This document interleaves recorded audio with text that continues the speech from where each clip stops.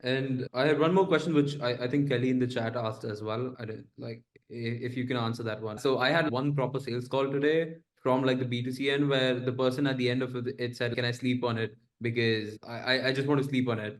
And I went like, sure, like I obviously approved of it. Yeah, man, that's like totally no problem. But is there something which I didn't? I just want to make sure like we're clear. Is there something I didn't explain properly? So he said, no, I just need to think over it. Yeah, I said like, how much time do you need? He said, yeah, like tomorrow maybe. So I just went for the standard process of, okay, we'll book you in for a quick yes or no call tomorrow. And plus, if you have any logistical questions, we can cover them as well. And he actually canceled the call like an hour or two before this call. And he mentioned on the chat that, sorry, in the calendar, he mentioned need more time to think over a few things. So, what would be the process? And where did I go wrong as well?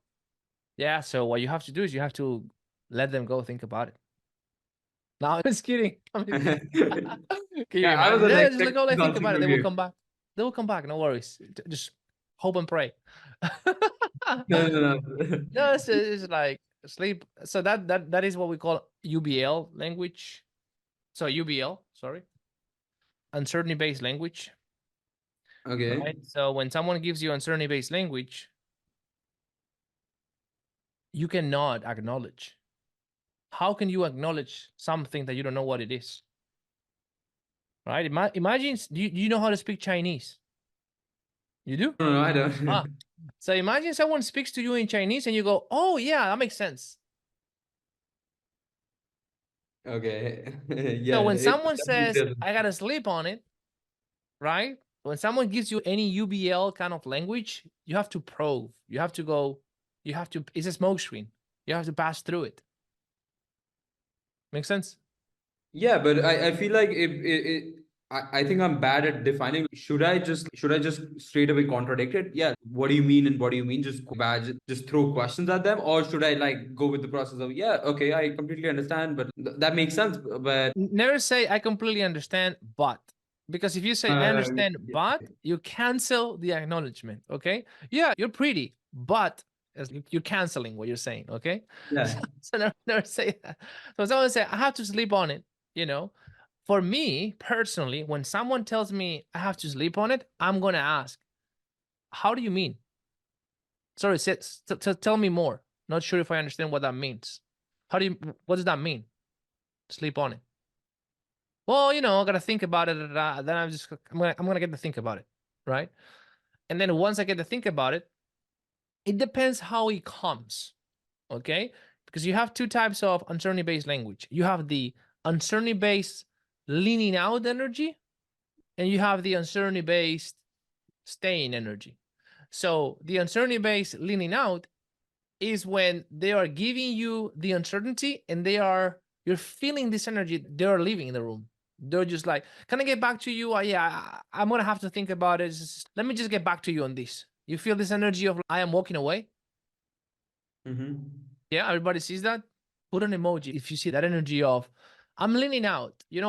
I'm already leaving the room. Oh yeah, let me get back to you. I'm gonna have to get back to you on this. Go through it. No worries. Like maybe yeah. Let me get back to you. Okay. You see this energy of I don't want to stay here. I want to go. Mm-hmm. Then we have the leaning in, the staying energy, which is a big decision. Yeah, I think I'm gonna have to think about it. But they're not leaving. They are staying. They are staying there.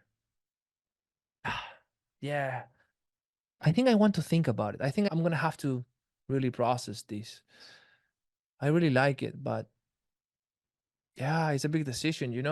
So they are there. They're not going away. You see the difference?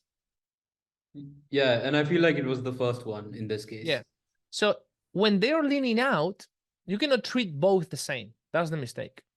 So when they're leaning out, you have to lean out as well. Because if they lean out and you lean in, sales resistance. Okay.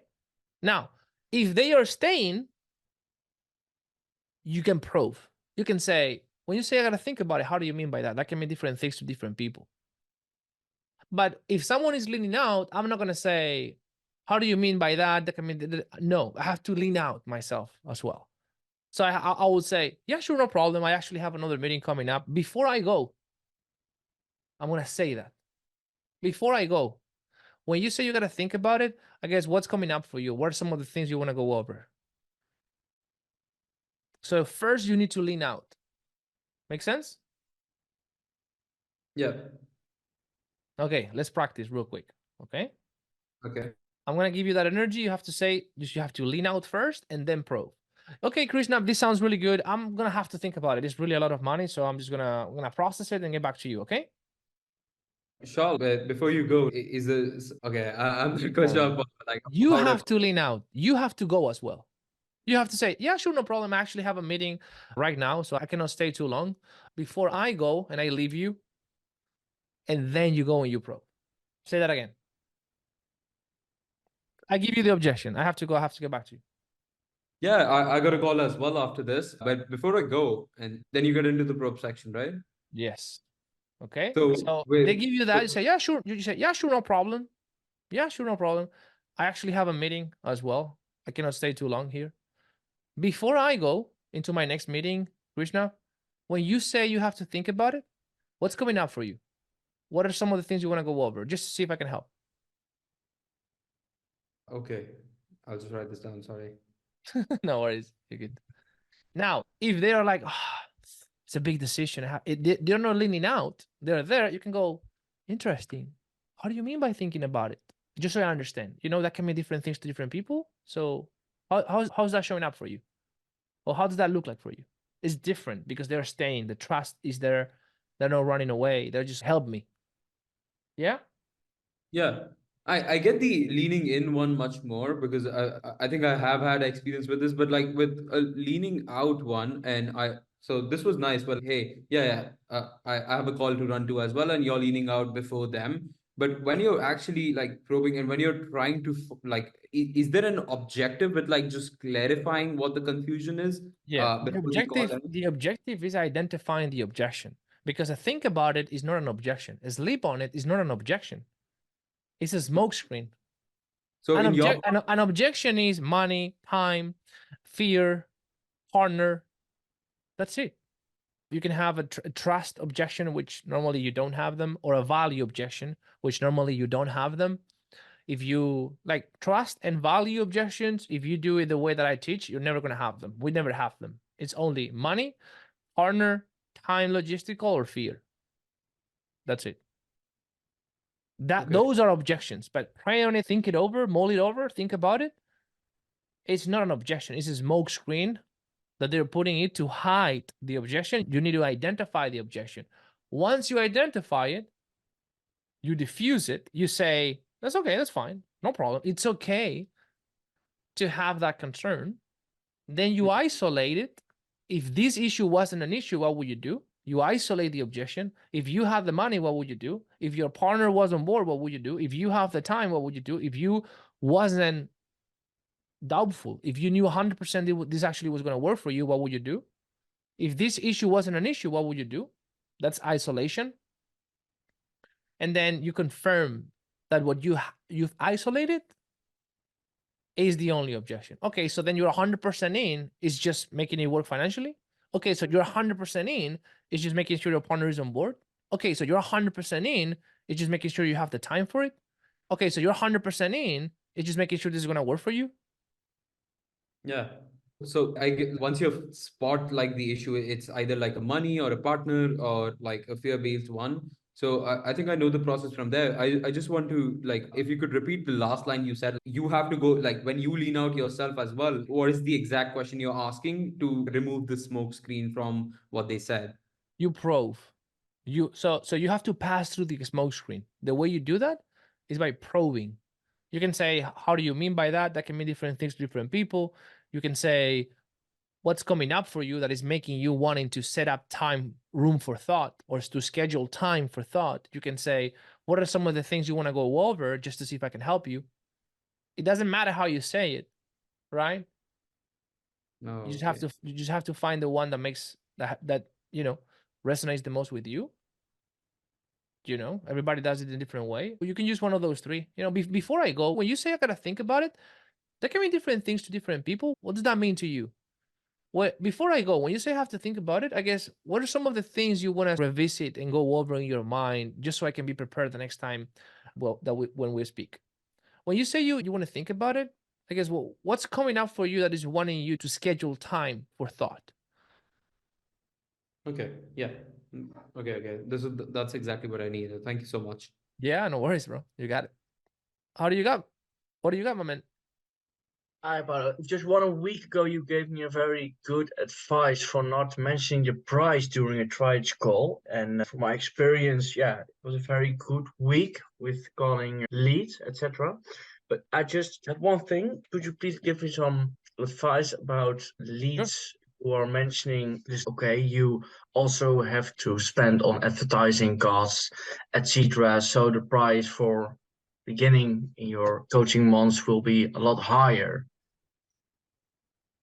Do you know what I So, mean? so is that something that a prospect said? Yeah, because we offer a coaching program for the e-com, which is drop shipping and branding. Mhm. And a few customers are saying, okay, you have the price of the coaching, but you also have to The invest in advertising cost. Yeah. advertisements. So yeah, the So, but what price is the is a question? big What are they thing. asking you? Sorry? What are they asking you? No, they don't ask. They're only mentioning it. So they mention, yeah, but I have to invest in the coaching, but I also have to invest in like this, and then the amount is increasing, and I think that they don't see the value there anymore because they only see the price, and I don't know how to counter that optimally.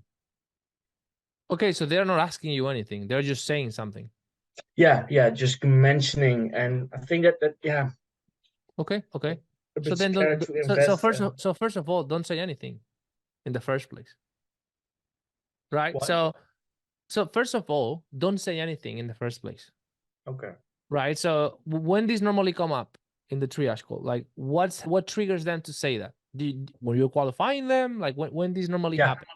Yeah. I'm just qualifying them and telling them a bit about the coaching program. And then at the end, my goal is to plan a meeting with the closer. So I'm gonna play the triager, okay? And you're the prospect, Okay. okay? So I'm gonna qualify you, and you just give me the objection, okay? Yeah. Okay. Okay, Hugo. So I guess, like, now I understand why you're considering. Well, let me just let me just start the role play one step back, so you can see how Okay. everything plays out. Okay. So Okay. okay, Great. Hugo, Yeah. and just so I understand, what is the main reason behind you sort of like considering investing in coaching and mentoring for your Amazon store instead of just trying to figure it out on your own? Why are you looking to possibly consider investing in a mentor? Why is that? Yeah. I guess I think I want to have a good start, and yeah, time is money, so I want to achieve things very fast. I think so, and I strongly believe that I achieve those goals faster by having a coach than instead of doing it alone. Okay, got you. I understand that, and I agree. So I guess, like, when it comes to investing in a coach, of course, there's like a lot of things out there. But I guess if you were to find the right coach for you, the right platform, the right community, and everything, just so I understand where you're starting with, what kind of funding, what kind of capital would you have available when the opportunity presents itself? What are you working with? So, could you please repeat your question? I Yeah, don't get. So when it comes to investing in a mentor, you know, Yeah. once you find the right mentor, the right coaching platform, what kind of capital, what kind of funding would you currently have available to invest if the opportunity presents itself? I think around 3 to 4K in total, and yeah, that Okay. And that's in total, right? We're not factoring the advertising cost that no, requires indeed, a no, dropshipping store. Okay, got you. Do you know, or do you have an idea of sort of like how much do you need for the first 3 months, or would you like me to give you some clarity? no. But I have money, but I'm a bit skeptical, and I don't want to invest that much because I firstly want to see some profit, and yeah. So Sorry, I don't understand. Can you repeat that, Hugo? yeah, of course, yeah, I have 3 to 4K, but yeah. I want to see the profit as soon as possible, so I don't want to invest that much. But yeah, I think advertising costs will be. So what's stopping you from just buying a $50 course and try to figure it out on your own? Like, you don't have to invest in a mentor. Yeah, it's a really good point. Just really good advice. I think that I have to mention more about added value and what it would be if they don't have a coach, and what would be if they have No, one. you don't have to tell them. You have to ask them. Yeah. If you tell them, if you tell them has no power, you have to ask them. So did they tell you? Like, role play with me. So what's stopping you from buying a $50 course and just trying to figure it out on your own? Like, you don't have to work with a coach, Hugo.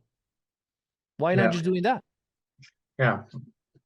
I really don't have an answer for that. But yeah, it's just like, you're on this call because you're considering investing in a coach. I didn't put a pistol in your chest, so you told me, like, you don't have to invest in a coach. You can just spend 6, 9, 10 months and spend more money on ads and try to just figure it out on your own. It's totally up to you. I think that I'm trying to convince them that much about our coaching problem, and I think it's better to ask more questions instead of telling them how good our program is and added value and blah blah blah. So let them talk is your message, isn't it? It's not let them talk. It's just ask them the right questions so they realize what they really need and what would be the best thing for them. Because if I ask you, what's stopping you from buying, if you don't want to invest a lot in your business, what's stopping you from building it, from going with a $50 course and try to figure it out on your own? Yeah.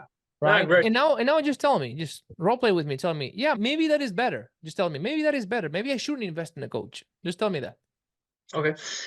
No, indeed, you're totally right. Maybe I'm also considering to invest $50 instead of $3,000 in a coaching program personally. So yeah, and that's fine. A lot of people do that. I guess for you, Hugo, specifically, based on how long have you been trying?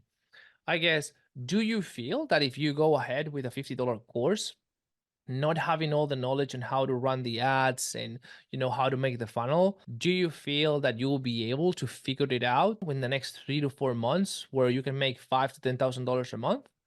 maybe I can also try this for 2 months with $50 program, and if it don't work, then it doesn't work. But that's also you can do that 100%. That's completely fine. Some people do that. That on average, if you want to get a dropshipping store out of taking off, it's going to require you to invest around $500 on advertising per month, right? Yeah. So I guess, have you ever built a $5,000 to $10,000 per month dropshipping store? Sorry, I didn't hear what you said. Have you ever built in the past a $5,000 to $10,000 per month dropshipping store? No, I haven't. No. Okay, so if you haven't built a $5,000 to $10,000 per month dropshipping store, a scale of 1 to 10, 1 is I'm not confident, 10 is I'm super confident. How confident are you by your own investing $500 on advertising and making $5,000 to $10,000 back with your dropshipping store? If you've never done it before. No, I'm not very confident about it. And are you willing to just put $500 with that level of confidence for the next 2 to 3 months? Does this sound like a solid plan for you? No, I don't think so. You're totally right. Yeah. Well, I mean, you could do that if you want, but I don't know. I just don't think that's best for you. But that's totally up to you. You see, how I'm guiding you. I'm not telling you how to think. No, I'm teaching you how to think. Yeah. I think that I also think that I do not accept a no, but I don't should tell them no. They have to tell no by themselves, and I can help them with asking them questions to get that no. So instead of I'm going to give you a little trick, and this is for everybody as well. So when someone says something, think, what do I want them to say? Think, okay, this person is saying, I don't want to invest in mentoring. I don't want to invest more than $1,000, right? That's what they're saying. So you think, okay, what do I want them to say?